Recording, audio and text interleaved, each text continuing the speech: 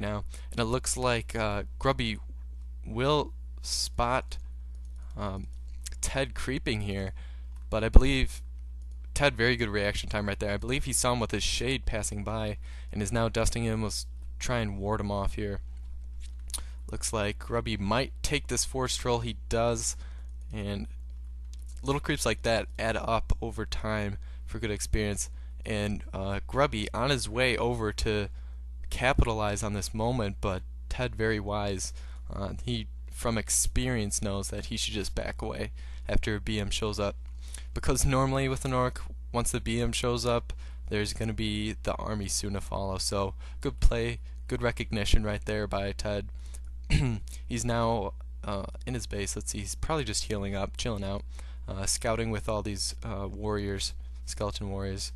Maybe going to harass this gold some more. And Grubby, being fed up with all this damage already done, just putting up a watchtower. He's like, forget it, I'm just putting up a watchtower. It's kind of funny. Looks like he got Ariel's flute, Alaria's, flute of accuracy. Not the best drop. It's basically true shot aura. If you know Night Elf well enough, that's Priestess of the Moon's aura. It gives damage to ranged units, but not exactly ideal for an orc player. But he did get level 3 on a Shadow Hunter, which means level 2 wave, and that's going to do wonders for his army. And as you can see, what I was talking about earlier is when the Undead is kind of afraid to get creep jacked again, he's kind of cooped up in his base, and he can't produce another shade to follow the BM just because he already has it somewhere else. Where does he have that shade? Huh, I wonder. But yeah, this is what I was saying that you don't want to get into. Once you get in your base, it's as if you can never get out. But another reason I think he might just be sitting here is just because, oh my, is because he wants to use these skeletons to rest. But I said, oh my, because I saw the Temple of the Damned, and I guess he is going to get banshees after all. I had predicted that, I believe, but I didn't expect it because normally when I've seen him play it, he only gets 3 or maybe 4 fiends when he does it, and I don't remember him going late fiends at all, so that caught me off guard there. It looks like he got, what did he get? Robe of the Magi, very good drop for the Lich, and it looks like Ted is going to have to back out here. He's going to lose more than he can gain or take away from Grubby. I would just TP right it here, especially since it's such bad positioning for Ted, but almost able to pick off a grunt and a raider, was able to pick off a raider, so good last minute heads up there. First Banshee out. It's going to be tough for Ted to pull off a Master Banshee just because it's so late in the game at this point, and it would take a long time to tech to that right now. Upgrade, rather, not tech, since he already is tier 3. Also because, I mean, he's already at about 44 food, so he'd only be able to get 3 more Banshees. Is getting another Ziggurat though. Pumping out another Fiend, so it's really heavy Fiend composition for him. And Grubby's had this Expo for a little bit, but just now putting Peons in it. And it's got 2 Banshees. How many Fiends? 5 Fiends. Because he did lose one. And the Shade trying to find Grubby's army. 1 Kodo for Grubby. I believe he just has that for War Drums. But Devour also very painful. Oh, he actually has 2.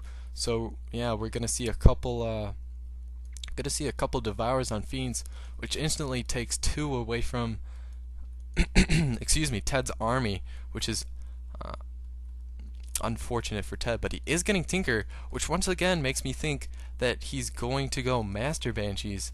But I don't know. Maybe I haven't watched him play period enough. I was going to say play Banshees enough, but I guess I haven't watched him play enough at all.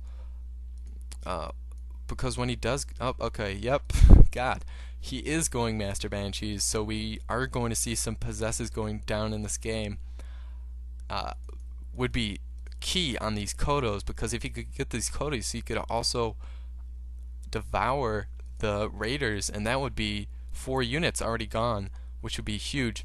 And Red, or Grubby rather, attacking, forcing a TP, and it looks like we might see a grunt pulled off, but good hex there, good recognition, knows the coil would have went down, which would have killed that grunt, is at below 150 life, and it does take extra damage from magic.